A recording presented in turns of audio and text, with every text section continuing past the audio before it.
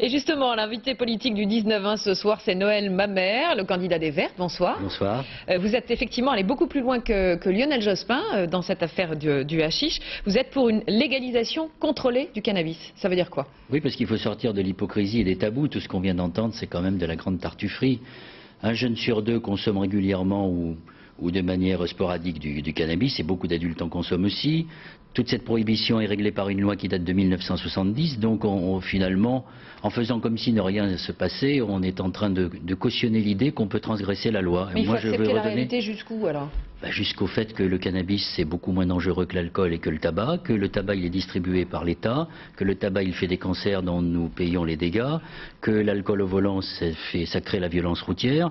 Et donc le cannabis, je ne dis pas que c'est une substance banale, nous ce que nous voulons les Verts, c'est sortir des tabous et dire qu'il faut réglementer et contrôler les drogues douces, l'utilisation des drogues douces. Mais ça veut dire que vous êtes par exemple, vous imaginez des plantations de cannabis en France contrôlées par l'État? Et pourquoi pas?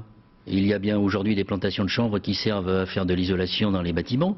Je ne vois pas au nom de quoi on ne pourrait pas cultiver du cannabis comme on cultive du tabac. Simplement, il faut le contrôler, il faut interdire son achat et son usage en dessous de 16 ans, il faut interdire la revente. Et il faut aussi permettre les contrôles comme on le fait pour l'alcool avant de prendre le volant. Vous savez, aujourd'hui, on ne peut plus, on n'est plus au 19e siècle. J'en suis désolé pour M. Chevènement et quelques autres. Je trouve Mme Bachelot très en retrait par rapport à un certain nombre de propositions qu'elle a eu le courage de faire, notamment sur le Pacs et sur la reconnaissance des homosexuels en termes de société. Et je ne vois pas pourquoi on laisse le cannabis encore enfermé dans le territoire des tabous. Alors on vous a... Et je le dis alors que je n'ai jamais fumé un pétard. Mais c'est pas parce qu'on n'a jamais fumé un pétard qu'on ne peut pas reconnaître l'existence d'un phénomène qui de toute façon n'est pas dangereux pour la jeunesse. Vous pensez que c'est pas dangereux pour la jeunesse? C'est pas dangereux pour la jeunesse, et ce sera encore moins le jour où on légalisera. C'est-à-dire qu'on interdira le trafic et que l'on ne permettra plus d'acheter la paix sociale comme on est en train de le faire aujourd'hui, en laissant dans des banlieues des économies parallèles se constituer.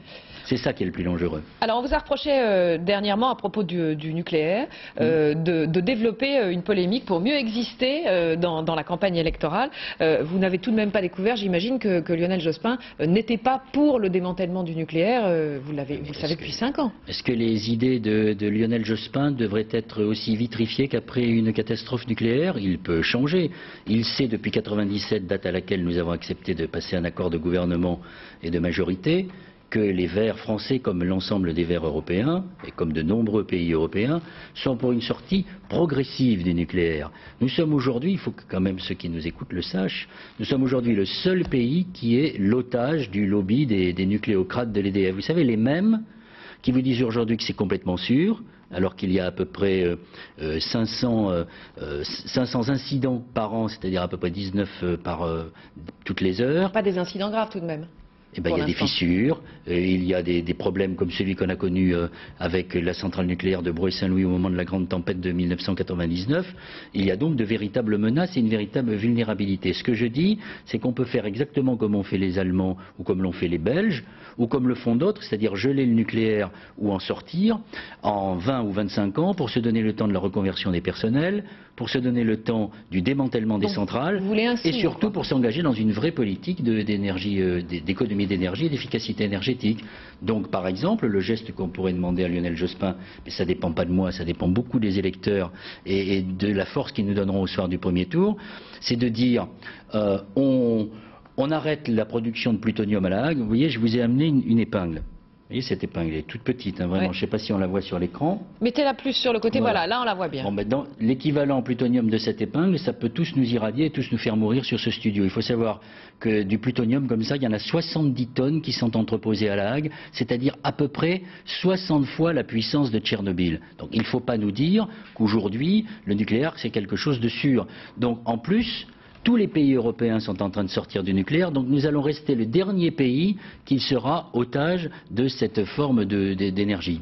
Alors Lionel Jospin, il vous répond là ce soir et dit l'avenir du nucléaire, ça ne se discute pas entre deux parties. C'est un choix fondamental pour le pays. Je n'envisage pas effectivement une sortie du nucléaire, mais ce type de décision ne pourrait être prise que par les Français tous ensemble. Mais que n'a-t-il attendu pendant les 5 ans pour saisir les Français de cette occasion? Moi, je lui propose qu'on organise un référendum ou qu'il reprenne notre proposition qui est dans mon programme d'une loi d'initiative citoyenne. Quand 500 000 Français veulent voir un sujet examiné par le Parlement est obligé de le faire. Alors prenons l'exemple de la sortie progressive du nucléaire et de la diversité de notre énergie. Je vous rappelle que dans un sondage qui date de l'an dernier, 51% de Français se sont déjà prononcés pour une sortie progressive du nucléaire, pour l'abandon du nucléaire au profit de la diversité de notre alimentation en énergie.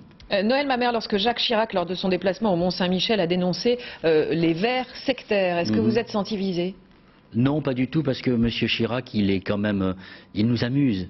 Il peut nous dire en 1996 qu'il ne faut pas interdire les farines animales à l'ensemble du bétail. Il peut nous dire le lundi qu'il est pour une agriculture écologiquement responsable et le mardi nous dire que les OGM c'est formidable. Puis M. Chirac, il est quand même au pouvoir depuis 35 ans. Il était déjà ministre du temps de Brejnev. Il a été ministre de l'Agriculture à plusieurs reprises et jamais il n'a remis en cause la politique agricole commune qui soutient les exportations, qui tue les agricultures des pays du tiers-monde et puis qui nous empoisonne. Regardez ce qui se passe en Bretagne. En Bretagne, on ne peut même plus boire un verre d'eau tirée au robinet puisque la Bretagne a été sinistrée par l'agriculture intensive. Dernière question en forme de sourire. J'ai lu que si vous ne dépassiez pas 5%, vous souhaitiez redevenir journaliste. Oui, c'est un clin d'œil que j'ai fait parce que je suis convaincu que Vous allez dans ce cas-là revenir à cette place?